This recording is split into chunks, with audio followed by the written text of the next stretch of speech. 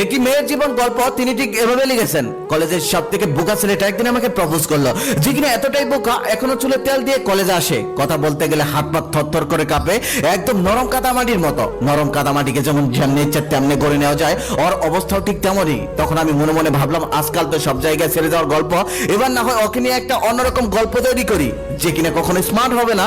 তাতে কি, তবুও তো সে আমাকে কখনো ছেড়ে যাবে না। সবাই যখন ভাবলো আমি ওকে রিজেক্ট করবো, ঠিক সেই সময় সবাইকে অবাক করে দিয়ে আমি ওকে হ্যাঁ বলে দিলাম। ক্লাসের সব থেকে সুন্দর রমণী না হলেও সুন্দরীদের লিস্টে আমার নাম ছিল। সেই সুন্দরী মেয়ে কিনা ক্লাসের সব থেকে বোকা ছেলেটার প্রেম প্রস্তাব গ্রহণ করে নিল। সবাই তখন ভাবছিল আমি হয়তো টাইম পাস করার জন্য এমনটা করছি, কিন্তু না, আমি সেদিন মন থেকে ওই বোকা হাতারাম ছেলেটাকে অ্যাকসেপ্ট করে নিয়েছিলাম। তারপর থেকে আমাদের প্রেমের দিন শুরু। আমরা কখনোই লং ড্রাইভে যাইনি, তবে পাশাপাশি বসে রিক্সায় গল্প করেছি অনেক। দিন শেষে আমাদের কথার ঝুড়ি খুলে রাখার জন্য ছিল চিঠি। সারাদিনের জমানো কথাগুলো আমরা চিঠি লিখে একে অপরকে দিতাম। সেই আদিকালের সংস্কার দিয়ে হয়েছিল আমাদের প্রেমটা শুরু। প্রায় সেই দেখা করা, রাত করে বাড়ি ফেরা, সন্দেহ করা, এসব আমাদের মধ্যে কিছুই ছিল না। একটা সময় পর গিয়ে আমার মনে হলো এই বোকা হাতারাম ছেলেটাকে ভালোবেসে আমি ভুল করিনি, ভালোই করেছি। তারপর কলেজ জীবন শেষ হয়ে গেল, ইউনিভার্সিটিতে পা রাখলাম। ও চাকরির জন্য এদিক সেদিক দৌড়াদৌড়ি করছে। এর কারণে একটাই, আমার যোগ্য হয়ে ওঠা। আমি যদি ওর বেকারত্বকে মেনে নিয়েছি, কিন্তু আমার পরিবারটা মেনে নেবে না। তাই একটা চাকরি তো জোগাড় করতে হবে। তাই ওর সমস্ত কষ্টই ছিল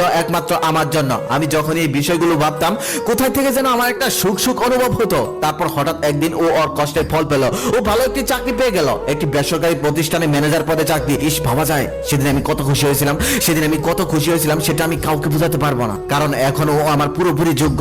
এখন আর কেউ আটকাতে পারবে না। তবে হঠাৎ করে আমি তার মধ্যে পরিবর্তন দেখতে পেলাম। এখন আর চুলে তেল দেয় না, সিঁথি কাটে না, একদম আগের মতো নরম কাদামাটির মতো নেই। একদিন ওকে আমি জিজ্ঞেস করলাম, আচ্ছা তুমি তো এখন আর চুলে তেল দাও না, সিঁথি কাটো না? ও তখন হঠাৎ বলে উঠলো, চুলে তেল দিয়ে সিঁথি কাটলে আমাকে একদম বলদের মতো লাগে। হঠাৎ সেদিন ওর মুখে এমন কথা শুনে সেদিন আমার খুব অবাক লাগলো। আমার ওকে হারানোর ভয় লাগলো। পরক্ষণে এবার মনে মনে ভাবলাম, এখন ভালো একটা জব করে সবার সাথে মিলেমিশে থাকে, এখন তো একটু পরিবর্তন হবেই। আমি কি ভাবছি উল্টা পাল্টা দূর।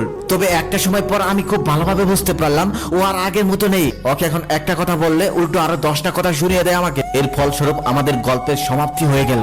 এটা ঠিক, সে আমাকে ছেড়ে যায়নি, তবে হ্যাঁ, আমাকে ধরেও রাখেনি। এভাবেই 7 বছর কেটে গেল। 7 বছর পর হঠাৎ একদিন ওর সাথে হসপিটালে দেখা। ওকে দেখে আমি চিনতেই পাইনি, কারণ ও অনেকটা বদলে গেছে। ও আর আগের মতো নেই। আমাকে দূর থেকে ডাক দিয়ে বলে, কবিতা কেমন আছো? আমি ওর দিকে তাকিয়ে দেখি